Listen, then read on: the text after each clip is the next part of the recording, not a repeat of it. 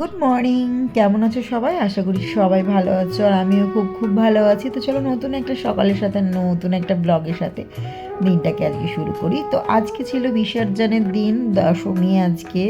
তো লাস্ট পুজো, আর আমরা চলে এসেছিলাম চন্দননগর স্ট্যান্ডে। তো স্ট্যান্ডে এসে আমরা একটু পাপড়ি চাট খাচ্ছিলাম, তারপরে বাড়ি যাব। বাড়ি গিয়ে তারপরে দুপুরের খাওয়া দাওয়া সারবো, তারপরে আবার রাতের আমাদের বিসর্জন দেখতে হবে। দুপুরে একটু শুয়েও নেব। আর এদিকে প্যান্ডেল খোলা হচ্ছে, আর ওদিকে মা আর একটা বেরিয়ে পড়েছে। তো চারিপাশে লোকজনের ভিড়, কারণ বিসর্জন যাচ্ছে, তো সেটাই দেখছিলাম আমরাও। আর গাড়ি নিয়ে আমরাও মাঝখানে ফেসে গেছি। বেরিয়েছিলাম মেশোর গাড়িটা নিয়ে, কারণ আমাদের গাড়ি ওখান হরিপাল থেকে আনা হয়নি, তো সেই জন্য আর কি। আর এখানে মা বিসর্জন হচ্ছিল, তো বিসর্জনের কিছু নিয়ম থাকে, তোমাদের বলে দিই। যেমন আমাদের হায়দ্রাবাদে গণেশ বিসর্জনের সময় যেমন ক্রেনে করে তুলে ফেলে দেওয়া হয়, তারপর লোহার স্ট্যান্ডগুলোকে আবার জল থেকে তোলা হয়। এখানে কিন্তু তেমনটা হয় না। ওখান থেকে ফার্স্টেই কিন্তু লোহার স্ট্যান্ডটা অনেক সময় খুলেও না, এখানে কিন্তু জলে ফেলে দেওয়া হয় মাকে। তারপরে মাকে কাটারি করে কেটে কেটে কেটে কেটে খড়গুলো ছাড়িয়ে তারপরে সাইডে খড়গুলো রেখে তারপরে আর কি মাটিটা গলানো হয়, না হলে তো গলবে না, তো সেই কারণে। আর আজকে স্ট্যান্ডটা পুরোপুরি একদম দখল করে রেখেছিল প্রত্যেকটা ওই খেলনা বিক্রি করা, যারা খেলনা বিক্রেতা, যারা ঝালমুড়ি বিক্রেতা, এরা সবাই কিন্তু আর কি দখল করে রেখেছিল। তো আমরা একটু বসেছিলাম, কিন্তু বসার আর জায়গা পাচ্ছিলাম না। আর মেয়ে ছাড়া বেরোতে না সত্যি কেমন একটা লাগে। আর মেয়ে তো সকালবেলা ঘুমোবে, আর মেয়ে এমনি তো বেরোতে চায় না রোদের মধ্যে। তো সেই জন্য আমরা দুজনেই বেরিয়েছিলাম একটু বিসর্জন দেখবো। মেশো বললো যা একটু রাস্তার দেখবি, একটা দুটো দেখতে পাবি।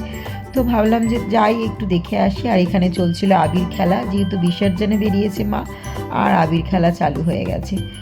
তো চলো ভিডিওটা দেখতে থাকো, আর কেমন লাগছে আমাকে অবশ্যই জানিও। রাতের ভিডিওটা কিন্তু তোমরা ভালো দেখতে পাবে। এখন তো দিনের বেলাটা তোমাদের কাছে দেখালাম, বাগবাজারে মা বেরোচ্ছে এবার। আর রাতের ভিডিওটা দেখার জন্য কিন্তু পুরো ভিডিওটা দেখো, নাহলে কিন্তু স্কিপ করে দেখলে কিন্তু একটাও দেখতে পাবে না। রাতের লাইটিং সহ পুরো ভিডিওগুলো কিন্তু তুলে ধরা আছে।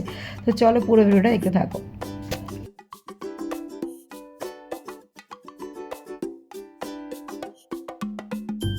রাতে যে লাইটগুলো প্রসেশনে বেরোবে সেগুলোই কিন্তু এই রাস্তাতে দাঁড়িয়ে রয়েছে। এগুলো প্রায় 2-1 দিন আগে থেকেই দাঁড়িয়ে রয়েছে, মানে পুজোর আগে থেকে সমস্ত কিছু রেডি হচ্ছিল। আর এখানে দাঁড়িয়েই রয়েছে এভাবে গাড়িগুলো। তো এগুলো সমস্ত রেডি হয়ে গেছে, এবার রাত্রিবেলা প্রসেশনের জন্য এগুলো রেডি। তো বেরোবে তখনই আমরা কিন্তু দেখতে পাবো এগুলো, তখন লাইট জ্বলবে, তখন তোমাদেরকে সেটাও আমি শেয়ার করবো রাত্রিবেলা। তো এখন দুপুরবেলা তোমরা দেখে নাও এগুলো।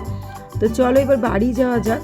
আর দেখছি একটার পর একটা ঠাকুর আসছে, তো বড় বলে একটু বাড়ি যাবো না, দাঁড়াও এগুলো দেখি ওটা দেখি করেও দেখেই যাচ্ছে। আর রোদ্দুরে আমার মানে স্কিনটা পুরো জ্বলছে, আমার না সেন্সিটিভ স্কিন, তো রোদ্দুরের মধ্যে বেরোলে না মুখটা পুরো চিচি করে, বাড়ি আসার পরে না কেমন একটা ফেটে যায় স্কিনটা। তো সেই জন্য আর কি আমার সমস্যা হচ্ছিলো, স্কিনটা পুরো জ্বলছিল রোদ্দুরের মধ্যে, বেশি রোদ্দুরে বেরোতে পারি না। তো চলো ভিডিওটা আজকে আমি এখানেই শেষ করলাম, বেশি বড় ভিডিও করছি না, কারণ রাত্রে ভিডিওটা অনেক বড় হয়ে যাবে। তো দুপুরে ভিডিও আসছে, বিকেলে 4টের পরে ভিডিও দেবো।